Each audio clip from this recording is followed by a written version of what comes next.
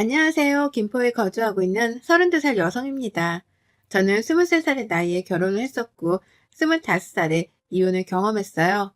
재택근무로 책 표지를 디자인하는 일을 하고 있는데 고정적이지는 않지만 300만 원 정도 번답니다. 전에는 세상 물정을 몰라 앞만 보고 사는 답답한 인생이었지만 한 번에 쓴 경험 후 더 행복한 삶을 살기 위해 노력 중이에요. 물론 현재는 지금의 남편과 재혼의 행복한 일상을 보내고 있지만요. 제 인생의 큰 오점이자 실수인 그 사건으로 인해 인생의 쓴맛을 알게 되었고 사람이나 일을 하는 데 있어서 조심하게 되는 습관이 생겼거든요. 그럼 지금부터 사연 시작하겠습니다. 저는 고등학교 1학년 때 부모님이 교통사고로 돌아가시면서 얼떨결에 고아가 되었어요.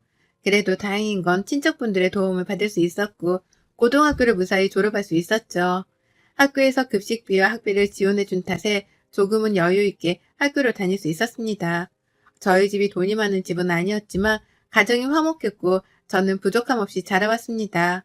하지만 부모님이 돌아가신 뒤 세상에 혼자 남았다는 사실에 두려움과 무서움을 느낀 저는 돈부터 벌어야겠다고 생각했어요. 대학은 생각도 안 하고 돈이 되는 일이면 닥치는 대로 했습니다. 하루에 4시간 자면서 일을 했는데 새벽에는 학원 청소를 했고 주간에는 디자인 회사에서 사무 보조, 저녁에는 식당 설거지에 아르바이트를 했어요. 같이 식당에서 아르바이트를 하며 알게 된 친구가 저보고 돈이 환장했냐며 핀잔을 줄 정도였어요. 저는 디자인 회사에서 근무하며 처음으로 디자인이라는 것에 대해 흥미를 느꼈고 조금 늦긴 했지만 그동안 일을 하며 모아둔 돈으로 22살에 서울에 있는 대학에 진학했어요. 그렇게 늦가기 대학생이던 저는 신입생들과 어울리기 힘들었죠. 그러다 저녁 후 복학을 한 같은 과 학생과 나이가 있다는 동질감 때문인지 금방 친해졌습니다. 여전히 아르바이트를 했지만 대학생활을 하며 나름의 로망이 있던 저는 그 남자와 사랑의 감정이 싹텄고 만난 지 1년 반 정도 되었을 때 결혼을 결심했어요. 그렇게 어리다면 어린 나이인 23살 끝자락에 그 남자와 결혼을 했죠. 지금 생각해보면 그 결혼은 왜 했나 싶고 아이가 없던 것이 다행이다 싶네요. 아무것도 몰랐을 때라 저에게 가족이 생긴 것 자체가 너무 좋았고 시어머니로부터 싫은 소리를 들어도 헤헤 웃을 정도로 저는 정말 바보였습니다. 일찍 부모님을 여인 탓에 시어머니가 제 엄마라고 생각하자고 다짐했고 행복한 결혼 생활을 할 수 있을 줄 알았어요. 시어머니는 여자는 밖에서 일하는 것보다 남편의 내조를 잘 해야 한다며 남편을 떠받들어야 한다는 말씀을 하셨죠. 옛날 사고방식을 가지신 분이었던 터라 성질이 조금 급하셨어요. 저를 볼 때마다 손주가 빨리 보고 싶구나. 결혼한 지가 언젠데 아직도 소식이 없니? 라고 묻곤 하셨죠. 하지만 남편은 제대로 된 직장을 잡지 못하고 갈팡질팡을 하고 있는 상태였죠. 결혼한 마당에 언젠간 아이까지 낳아야 해서 저대로 답답한 마음에 남편에게 한마디 했어요. 자기야, 구직 활동을 계속하고 있는 건 알겠지만 이제 어느 정도 자리는 잡아야 하지 않을까? 우리도 언젠가는 아이를 낳을 테고 그러려면 미리 준비를 해야 하는 게 맞는 것 같아서. 그러게, 나도 취직을 빨리 해야 하는데 그게 잘 안 되네? 그래도 자기는 좋겠다. 평이 좋았나? 아르바이트를 하다가 직원으로 스카우트 제의라니. 제가 조언을 해주니 남편은 씁쓸한 표정으로 잠시 다녀온다며 밖을 나가더라고요. 그러고는 잠시 뒤 시어머니에게 연락이 왔는데 매우 화가 난 목소리였어요. 너 인연 남편 길을 살려줘도 모자란 마당에 우리 아들 길을 죽여? 네? 그게 갑자기 무슨 말씀이세요? 길을 죽이다니요, 어머니. 갑자기 왜 그러세요? 아이도 못 낳는 년, 근본도 없는 년이 어디다 대고 하늘 같은 남편한테 충고질이야? 네 죽은 애미가 그렇게 가르치던 뭐라고 했길래 애가 이렇게 힘이 없는 거야, 어? 어머니 별말 안 했고요. 앞으로 살면서 아이도 낳을 거고 한데 직장 빨리 잡아야 하지 않겠냐고. 저 그 말한 게 전부인데요. 부모가 없어서 그런지 배운 게 없어서 그런 건지 너는 머리가 없니? 남편을 떠받들고 살아야지. 너는 회사 다닌다고 유세 부리는 거냐 뭐냐? 그놈의 회사가 뭐라고. 시어머니가 어느 날부턴가 저에게 막말을 하더라고요. 아마 제가 남편에게 충고를 한 뒤부터 그러는 거 보니 남편이 시어머니에게 신세 한탄이라도 했나 봅니다. 시어머니 말대로 아무것도 가진 게 없는 저에게 잔소리 아닌 잔소리를 들어 자존심에 금이 갔는지 그 뒤로는 약간 저를 대하는 것도 달라지더라고요. 저를 귀찮아한다고 느낄 정도로 조금씩 변하기 시작했습니다. 당연히 시어머니도 저를 더 깔보기 시작하셨고 부모도 없이 자라 큰본도 모르는 년. 일하며 항상 막말은 기본 옵션이었고 저를 구박하지 못해 안달난 사람 같았죠. 결혼 후 저는 디자인에 대한 꿈을 포기하고 시어머님 말대로 내조를 위해 일을 관둔 상태였습니다. 어느 날 남편이 취직을 했다며 대기업은 아니지만 알아주는 회사에 취직을 했다는 겁니다. 그래서 가족들은 너나 할 것 없이 기뻐하며 고기 파티까지 했어요. 그랬더니 남편은 회사 생활도 잘하고 내가 앞으로 가정에 충실할게. 그동안 고생 많았어.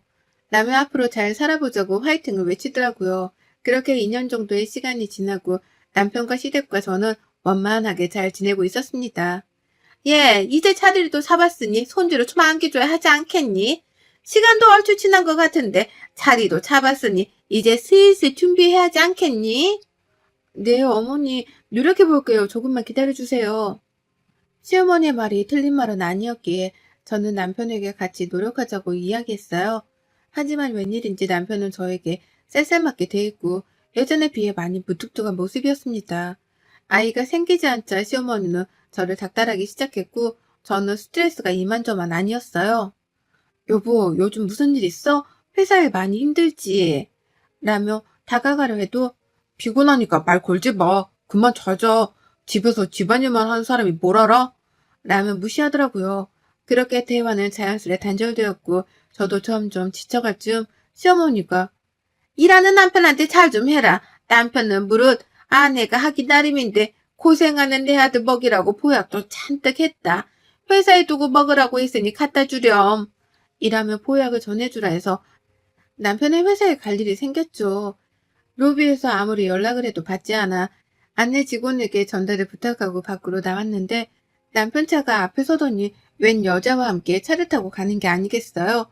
저는 설마하고 택시를 잡아 남편 차를 따라가 보았는데 믿기 힘들게도 대낮에 모텔로 들어가는 겁니다. 끝까지 쫓아가서 사실 확인을 하고 이혼을 했어야 했는데 그러지 못해서 안타까웠죠. 그때도 바보같이 저는 설마 아니겠지 하며 택시를 타고 집으로 돌아왔어요.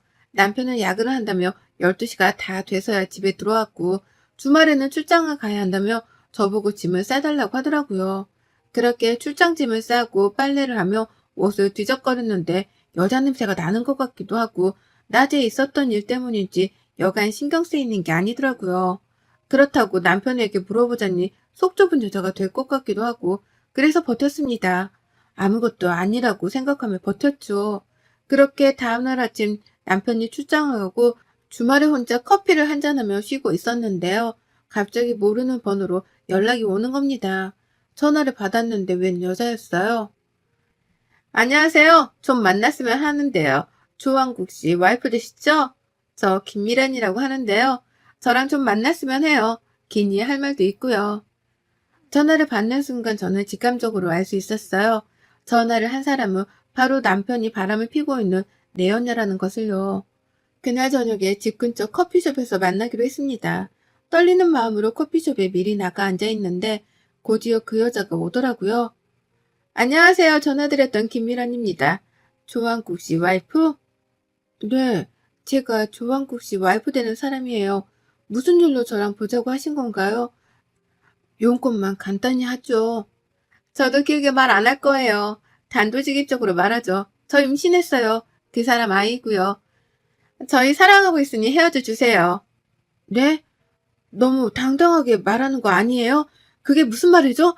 그 사람 아이를 가졌다고요? 근데 그거 알아요? 지금 그쪽이 내 남편 만나는 거요. 그걸 불륜이라고 하는 거예요. 불륜인 거 알아요. 그러니 헤어져 달라는 말이에요. 그럼 불륜이 아닌 게 되잖아요. 저 한국식 아이도 가졌고 그쪽은 아직 뭣도 없으니 한 살이라도 젊을 때 떠나요. 어이가 없네요. 뭐가 그렇게 당당해요? 나 만나는 거 한국식도 알아요? 오늘 들은 이야기는 못 들은 걸로 하죠. 남편이랑 얘기해 볼게요. 어이가 없어도 너무 없네. 그렇게 커피를 다 마시지도 못하고 자리를 박차고 나왔습니다. 집까지 무슨 정신으로 들어왔는지도 모르겠고요. 집에 오니 슬프지도 않고 화도 안 나고 직접 내 연애를 만나 바람을 피웠다는 사실 확인도 했는데 오히려 아무런 기분도 안 들고 공허함이 느껴지더라고요. 그렇게 창밖을 보며 멍 때리고 있는데 시어머니에게 전화가 왔습니다. 넌 주말인데 남편이 집에 없으면 시댁에 와서 좀 커들고 해야지. 연락도 안 하니? 라며 말을 하는데 그저 듣고 가만히 있으니 열을 받으셨는지 늘 하시던 레파토리로 욕을 하시더라고요. 어머니, 죄송하지만 저 힘드니까 이번에는 좀 쉴게요. 이 년이 미쳤네? 근본도 없는 년이 커둬줬더니 이제는 시댁을 나물라라 하네? 뭘 배웠니 너? 어머니, 나중에 전해주세요. 끊을게요. 수화기 너머로 온갖 욕설을 내뱉으며 소리를 지르는 시어머니의 목소리가 들렸어요. 남편에게 전화를 했더니 전화를 받지 않았고요. 바쁘니 나중에 연락해 라는 문자만 올 뿐이었죠. 시어머니에게 이런저런 일을 다 이야기하고 이혼할 거라는 말을 장문의 문자로 보냈어요. 또 그 목소리를 들으면 저도 열불이 날 것 같아서 꾹꾹 눌러 담아 썼습니다. 어디 갈 힘도 없었고요. 다음날 아침 시어머니가 저에게 전화를 하셨는데 가관이더라고요. 내연녀가 있다는 사실과 그 내연녀가 임신까지 했다는 사실에 잠시 당황하셨지만 이내 남편의 편을 들며 아나무인으로 말씀하시더라고요. 역시 팔은 안으로 굽는 건지. 남자가 큰일을 하다 보면 밖으로 눈을 돌릴 수도 있는 거지. 그리고 너는 못 가진 손주도 대신 가져줬잖냐. 그리고 너는 그동안 네 남편이 고생할 때 집에서 혼자 뭐 했니? 그것도 다 네 업보다. 어머님, 지금 그게 저한테 하실 말인가요? 바람을 피웠고 내연녀가 애까지 있는데 감싸다니요. 이런 경우가 어딨나요? 세상 사람들이 다 손가락질 할 일인데 지금 그 사람이 잘했다는 거예요? 그동안 너한테 해준 게 있고 걷어줬으니 그런 건 아무런 흠이 아니다. 네가 이해해야지. 이런 말을 들으며 충격 아닌 충격을 받고 너무 뻔뻔한 시어머니의 태도에 저는 진절머리가 났습니다. 지금까지 살아오면서 틀리게 살았다고 생각한 적은 한 번도 없는데 저런 말을 들으니 제가 지금까지 무얼 했나 싶고 돌아가신 부모님한테 너무 죄송해서 차마 죄송이라는 말도 꺼내기 어렵더라고요. 저는 결심했습니다. 더 이상의 결혼 생활을 유지하기 어렵다고 판단했어요. 그렇게 남편이 출장에서 돌아오고 나서 나 사실 그 여자 만났어. 너 많이 사랑한다더라. 아이도 생겼다 그러던데 이혼하자. 무슨 말도 안 되는 소리야? 네가 걔를 왜 만나? 이혼은 절대 안 돼. 내가 해결해볼게. 해결은 무슨 해결이야. 아이를 가졌다는데. 깔끔하게 이혼하자. 더 말할 것도 없어. 안 그래? 나를 찾아올 정도면 아주 대단한 각오를 했던 모양인데 넌 모르고 있었나 봐? 그게 말이 된다고 생각해? 아, 몰라. 이혼은 절대 안 되고. 회사에 소문이라도 나면 어쩔 거야? 감당할 수 있어? 내가 감당을 왜 하냐? 네가 감당해야지. 네 새끼인데. 나야 이혼하면 끝이야. 사람들이 무섭니? 불륜이 잘못된 건지 알긴 아나 보네. 그럼 그렇게 뻔뻔하게 나오면 안 되지. 처음에는 좋은 남편 이미지를 놓치지 않고 싶어서인지 이혼에 대해 많이 생각한 애 눈치더라고요. 가만히 있을 제가 아니었죠. 아주 감사하게도 그 여자가 제게 메시지로 초음파 사진을 비롯해 남편과 함께 찍은 사진을 여러 장 보내면서 헤어져 달라고 말하는 바람에 그 자체가 증거가 되었죠. 그래서 그걸 빌미로 회사에 대자보를 붙여서 얼굴 팔리고 싶지 않으면 곱게 이혼하라고 했더니 일주일도 안 돼서 먼저 이혼서를 갖고 오더라고요. 우리 이제 그만하자. 서로 질질 끌으면 좋을 거 없잖아. 내가 책임져야 할 아이도 생겼고 서로 갈 길 가자. 그렇게 결혼이 가벼운 거였으면 왜 나랑 했니? 그 여자랑 하지. 그동안 좋았겠네? 원하던 아이도 생기고 나를 피했던 이유가 이거였어? 젊었을 때 그 시간이 너무 아깝다 진짜. 우리가 이렇게 될 줄 알았어? 위자료는 두둑히 챙겨줄 테니까 어디 가서 이상한 헛소리 하지 마. 너나 잘하세요. 이혼하는 게 아니라 너는 이혼 당하는 거야. 뻔뻔한 새끼야. 그렇게 이혼 서류에 도장을 찍고 진짜 남남이 되었는데 시어머니한테 연락이 오더라고요. 이혼해도 너는 갈 데도 없는 고아야. 거둬준 은혜를 끝까지 모르는구나. 없는 거 거둬줬더니 고맙다고 하지는 못할 망정 끝까지 그 돈을 받아? 그 돈이 내 돈인 건 알아? 네가 위조를 왜 받아? 네가 잘했으면 남자가 밖으로 안 나돌지. 진작에 잘하지 그랬니요? 어머니, 아니 아줌마, 그 사람 불륜으로 소송해서 더 뜯어내 볼까요? 증거 아직 제 손에 차고 넘치는데 본인이 바람 폈다고 말한 거 다 녹음했고 멍청하게 그 여자는 사진까지 보내던데요. 위자료 1억으로 끝내는 거 다행으로 아세요. 남은 여생 구치소에서 보내고 싶으면 계속 하세요.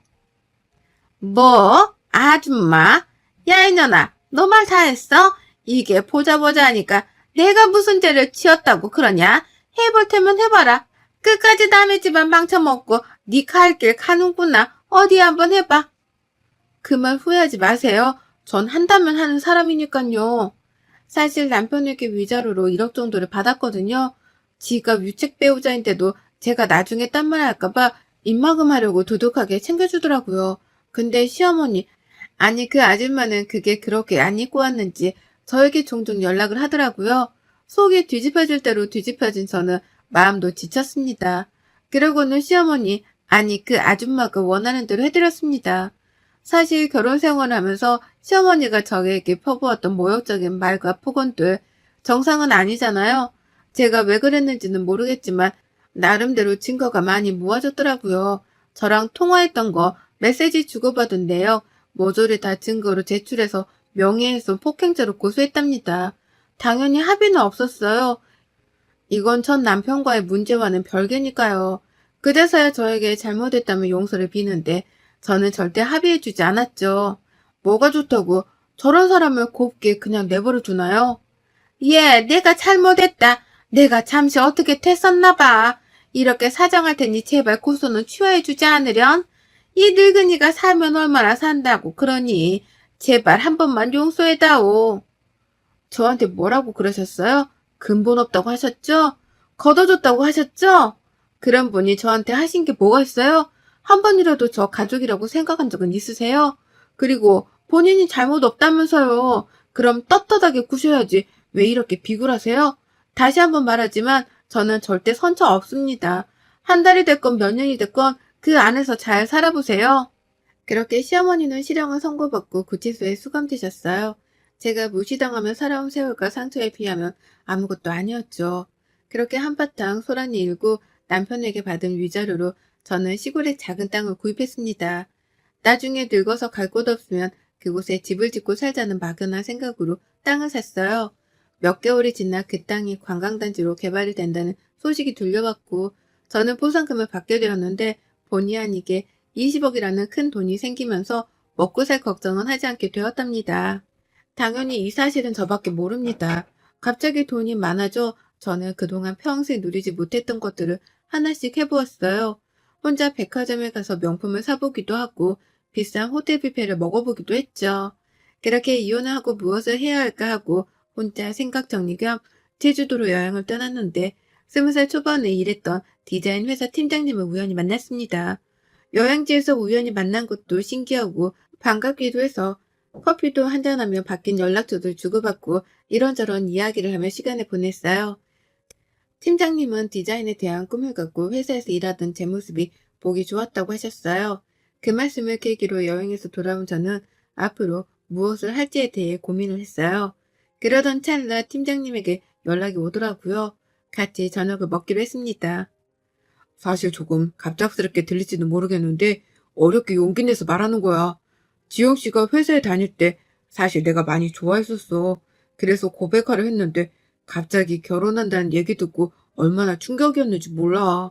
결국 마음을 접긴 했었지만 제주도에서 다시 만나니까 내가 다 잊은 게 아니었더라고. 이제라도 조금은 늦었지만 나랑 만나서 잘 지내보는 게 어때? 지영 씨가 싫으면 거절해도 돼. 미안해. 갑자기 이런 말해서. 저는 팀장님의 고백을 듣고 한참을 고민했어요. 이혼을 한 지도 얼마 안 됐는데 고백을 받은 것도 그렇고 갑자기 다른 사람을 만나서 연애할 자신도 없었습니다. 제 솔직한 심정을 말씀드리니 팀장님은 기다려주신다고 하셨고 그렇게 1년 정도 시간이 지났을까요? 저는 팀장님과 본격적인 연애를 시작했고 재혼을 하게 되었습니다. 결혼하고 나서 저보고 다시 디자인 일을 해보는 게 어떻겠냐고 해서 그렇게 동화책 표지 디자인 일을 시작하게 되었답니다. 지금까지 재미있게 잘 해오고 있는 중이고요. 아, 그리고 우연히 전 남편의 소식을 들었어요. 집 근처에 자주 왕래하던 부동산 사장님이 이야기해 주셔서 알았거든요. 전 남편은 또 한 번 이혼을 했다고 하네요. 이혼 사유가 아주 드라마틱합니다. 자신의 아이인 줄 알았는데 태어나서 여러 가지 검사를 하다가 자신과 혈액형이 일치하지 않았고 그거에 의심을 품은 전 남편이 유전자 검사를 했는데 친자 불일치가 나온 거예요. 처음에는 전 남편의 아이라고 우기던 여자가 유전자 검사를 하고 난 뒤 발뺌을 하지 못하자 이혼 서류를 한 장 두고 아이를 데리고 어디론가 가버렸다고 합니다. 더 이상 동네 창피해서 못 살겠다며 시어머니가 살던 집을 처분하기 위해 금매로 내놓았고 그 과정에서 알게 되셨다고 하네요. 뿌린 대로 거둔다고 자기들이 저지른 죄값 그렇게라도 치르는 거죠 뭐. 아무튼 그런 악연을 모조리 끊어내고 이렇게 잘 살고 있으니 다행인 거죠. 그리고 나중에는 제 이름으로 된 작은 회사를 차려서 저만의 회사를 만들어 보는 것도 꿈이고 욕심이 조금 생겨서 일과 육아를 모두 잘하는 커리어우먼이 되는 게 소원이에요. 아직 젊다면 젊은 나이니까요. 그렇게 벌써 4년 정도의 시간이 흘렀네요. 사실 프리랜서로 일하고 있는 이유가 제가 새 생명을 품고 있기 때문인데요. 남편도 다니는 회사에서 승진도 하고 잘 풀리고 있고요. 시부모님도 너무 따뜻하고 좋은 분이셔서 요즘엔 정말 행복한 일상을 지내고 있는 중이에요. 내년 봄에 태어날 아이는 얼마나 귀엽고 예쁠까요? 저에게 가족의 소중함을 알려준 남편과 시부모님, 앞으로 평생 시부모님이 아닌 내 친부모님이다 생각하고 잘 지내보려 해요. 여러분의 생각은 댓글로 남겨주세요. 오늘도 시청해주셔서 정말 감사합니다.